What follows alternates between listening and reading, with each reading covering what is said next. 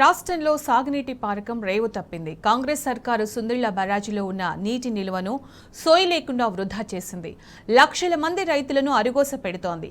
సుందిళ్ల నీటిని ఎండలకు ఒట్టిపోయిన గోదావరి నదిలోకి వదలడంతో నీళ్లు నది ఇసుకలో ఇంకిపోయాయి, ఎండకి ఆవిరైపోయాయి. నీటి నిర్వహణ తెలవక కాంగ్రెస్ తికమక పడుతోందని ఇదే ఉదాహరణ. ఒట్టిపోయిన నదిలోకి నీళ్లను వదిలితే ఏమీ లాభమని రైతులు లబోదిబోమంటున్నారు. రైతుకున్న సోయి సర్కారుకు లేకపోయేనంటూ తీవ్ర విమర్శలు వెల్లువెత్తుతున్నాయి.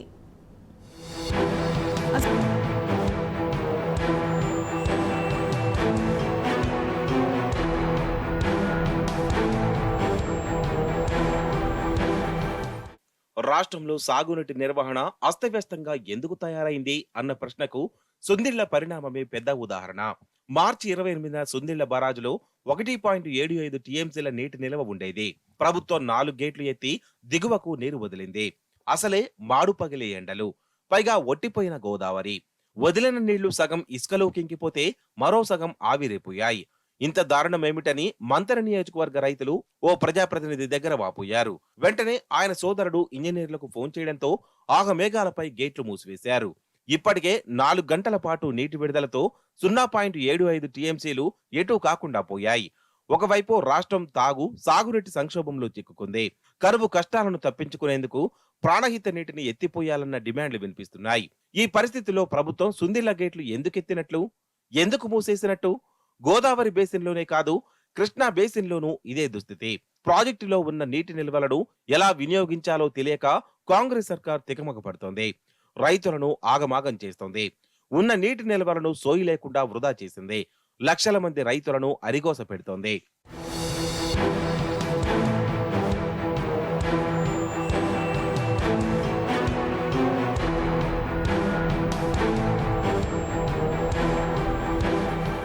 అసలు ప్రభుత్వం సుందిళ్ల బరాజ్లోని నీటిని ఎందుకు ఖాళీ చేయాలనుకున్నది ఎవరికి అంతుపట్టడం లేదు.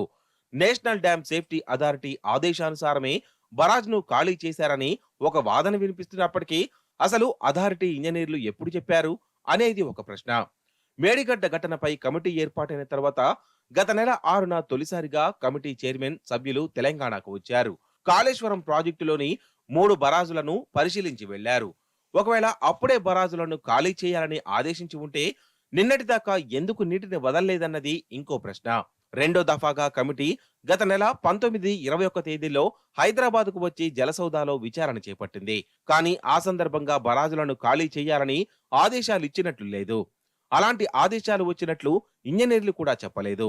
సరే, ఆ కమిటీ ఆదేశించిందనుకున్న వారం పాటు గేట్లెత్తకుండా 28వ తేదీనే ఎందుకెత్తారు అనేది మరో ప్రశ్న. వాస్తవానికి ఎన్డీఎస్ఏ నివేదిక వచ్చేదాకా కాళేశ్వరం మోటార్లు నడిపే ప్రసక్తే లేదని ప్రభుత్వం భీష్మించుకొని కూర్చుంది. తాము ఇంజనీర్లు కాదు, నిపుణుల సూచనల మేరకే నడుచుకుంటామని సీఎం రేవంత్ సహా మంత్రులు చెప్తూ వచ్చారు. ఒకవేళ ఎన్డీఎస్ఏ కమిటీ ఆదేశాల ప్రకారమే నీటిని విడుదల చేస్తే ప్రజాప్రతినిధి ఫోన్ చేయగానే ఎందుకు నీటిని విడుదల ఆపేసినట్లన్నది అసలైన ప్రశ్న.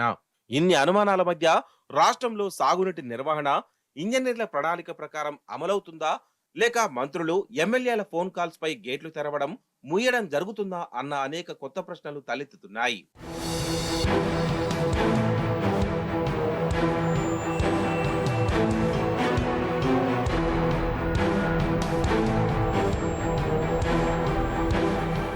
కరీంనగర్ జిల్లా ఇలంతకుంట మండలం అనంతగిరి రిజర్వాయర్ కింది ఆయకట్టు రైతుల్లో ఈ ఏడాది అంతులేని విషాదం నెలకొంది. కాంగ్రెస్ ప్రభుత్వం నిర్వాకంతో వేల ఎకరాల్లో పంట నష్టపోయిన దుస్థితి. అనంతగిరి రిజర్వాయర్ అల్లీపూర్, అనంతారం వైపుగా 2 ఫ్రీ ఫ్లో గేట్లు ఉన్నాయి. రిజర్వాయర్ పూర్తిస్థాయి నీటి నిల్వ సామర్థ్యం 3.5 టీఎంసీలు. రిజర్వాయర్ పూర్తిగా నిండిన సమయంలో ఆ ఫ్రీ ఫ్లో గేట్ల ద్వారా దిగువన ఒకవైపు రేపాక పెద్ద చెరువు, మరోవైపు అనంతారం చెరువు, అక్కడి నుంచి రహీంఖాన్ పేట చెరువు, ఇలా గొలుసుకట్టు చెరువులకు నీళ్లు వదిలేవారు. అదేవిధంగా బిక్కవాగులోకి నీటిని వదిలిపెట్టేవారు. తద్వారా వాగు చుట్టుపక్కల ఉన్న 10 గ్రామాల్లో గొలుసుకట్టు చెరువుల కింద వేల ఎకరాల్లో పంటలు సాగయ్యేవి. కాళేశ్వరం ప్రాజెక్టు ప్రారంభించిన నాటి నుంచి దాదాపు 5 ఏళ్లుగా 2 పంటలకు పూర్తి భరోసా లభించింది. కానీ ఈ ఏడాది కాళేశ్వరం ఎత్తిపోతలు లేవంటూ సర్కార్ చెరువులను నింపలేదు. కాంగ్రెస్ అధికారం చేపట్టే నాటికి మధ్య మానేరులో 18 టీఎంసీలకు పైగా నీళ్లు ఉన్నాయి. అన్నపూర్ణ పంప్ హౌజ్ లో కూడా 2.5 టీఎంసీల జలాలు ఉన్నాయి. మధ్య మానేరు జలాశయం నుంచి అదనంగా 1 టీఎంసీని ఎత్తిపోస్తే ఫ్రీ ఫ్లో గేట్లు పనిచేసేవి. కొద్ది మొత్తంలో నీటిని విడుదల చేసి చెరువులను నింపితే ఇప్పుడు అక్కడ పంటలు ఎండిపోవాల్సిన దుస్థితి వచ్చేది కాదు. కానీ ప్రభుత్వం ఆ పని చేయలేదు. అన్నపూర్ణలో ఉన్న జలాలను రంగనాయక సాగర్ కు తరలించింది. వెరసి ఇప్పుడు అన్నపూర్ణలో 0.87 టీఎంసీలు మాత్రమే ఉన్నాయి. ఇక మధ్య మానేరులో ఇప్పుడు 7.7 టీఎంసీల జలాలు ఉండగా అందులో ఎస్ఆర్ఎస్పి ఆయకట్టు కోసం నీటిని దిగువకు విడుదల చేస్తున్నారు. మొత్తంగా ప్రభుత్వం అవగాహన రాహిత్యంతో అనంతగిరి కింది ఆయకట్టు ఎండిపోతున్న దుస్థితి ఏర్పడింది.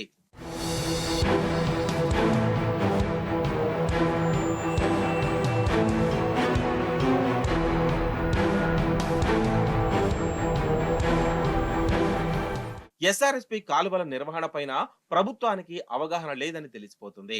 వాస్తవంగా ఎస్ఆర్ఎస్పి స్టేజ్ 1, స్టేజ్ 2 కింద దాదాపు 13 లక్షల ఎకరాలకు పైగా ఆయకట్టు ఉంది.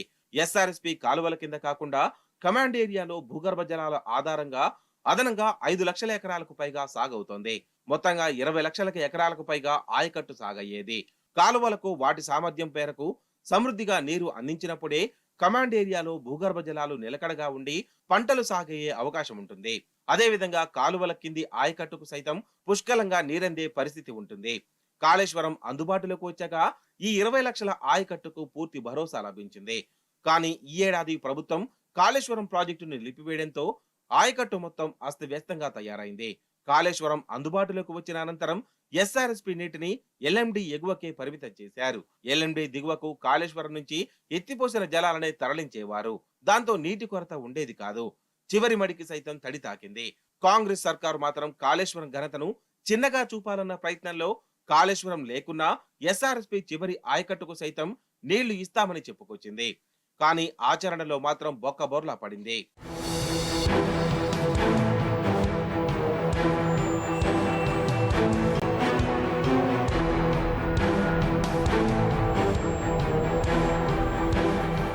కాంగ్రెస్ అధికారం చేపట్టిన నాటికి ఎల్ఎండి, ఎస్ఆర్ఎస్పి, ఎంఎండిలో కలిపి 100 టీఎంసీలకు పైగా నీళ్లు అందుబాటులో ఉన్నాయి.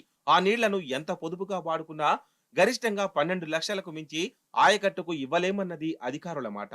అయినా నిజాలు దాచి స్టేజ్ 2 కూడా ఇస్తామని చెప్పి పెన్పహాడు వరకు నీటిని విడుదల చేసింది. అయితే నీటి పొదుపు పేరుతో కాలువలకు నిర్దేశిత సామర్థ్యం మేరకు నీటిని విడుదల చేయకపోవడంతో పాటు రైతులు ఎక్కడికక్కడ మోటార్లు పెట్టి తోడేయడం, ఎవరు ఒత్తిడి చేస్తే వారికి నీటిని విడుదల చేయడంతో సాగునీటి వ్యవస్థ అస్తవ్యస్తంగా మారింది. మరోవైపు ట్రాన్స్మిషన్ నష్టాలు విపరీతంగా పెరిగిపోయాయి. కమాండ్ ఏరియాలో భూగర్భ జలమట్టం పెరగలేదు. వెరసి ఎస్ఆర్ఎస్పి ఆయకట్టులో 5 లక్షలకు మించి ఎకరాలకు ఎండిపోయే దుస్థితి తలెత్తింది.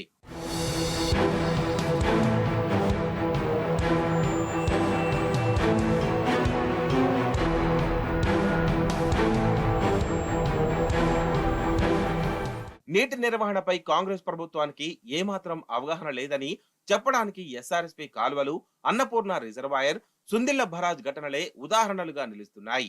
కమాండ్ ఏరియాలో నేల పొడిబారక ముందే నీటిని విడుదల చేస్తే నీటి సరఫరా నష్టాలను గణనీయంగా తగ్గించే అవకాశం ఉంటుంది. కానీ ప్రభుత్వం ఆ పని చేయకుండా భూగర్భ జలాలు అడుగంటిన తర్వాత, కాలువలు పొడిబారిన తర్వాత నీటిని విడుదల చేయడంతో ట్రాన్స్మిషన్ నష్టాలు విపరీతంగా పెరిగాయని రైతులు వివరిస్తున్నారు. ప్రభుత్వానికి ఒక ప్రణాళిక అంటూ లేదని నిప్పులు చెరుగుతున్నారు.